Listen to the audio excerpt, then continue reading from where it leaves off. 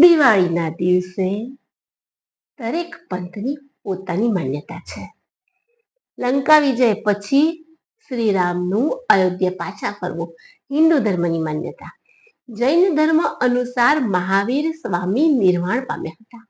ગુરુ ગોવિંદસિંહને જેલ મુક્તિ મળી. બુદ્ધને પણ ચમત્કારનું સ્મરણ થયું. પ્રશ્ન એ છે કે શું શ્રીરામ, મહાવીર સ્વામી, બુદ્ધ, ગુરુ ગોવિંદ સિંહના વડીલો દિવાળી મનાવતા હતા? હા,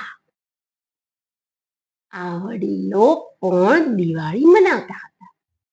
વેદ કહે છે કે સૃષ્ટિ પ્રારંભ થઈ એ સાથે જ પાકનું ઉગવું, અગ્નિ, યજ્ઞ, ઉત્સવ, ઋતુચક્ર પરંપરા શરૂ થઈ હતી.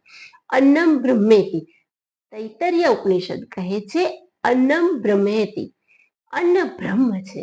કારણ સૃષ્ટિ શરૂ તો થઈ પણ પોષણ કડીનો મૂળ સ્ત્રોત અન્ન છે. કુદરત પ્રત્યે આભાર વસ્તી વેદકાળના સમયથી દીપ, પૂજા, હવન, ઉત્સવ દિવાળીમાં કરવામાં આવતા. દિવાળી સૃષ્ટિ, ઋતુ અને અન્નના સ્મરણનો થતો યજ્ઞ છે. દિવાળીનું વૈદિક નામ નવસસ્યષ્ટિ.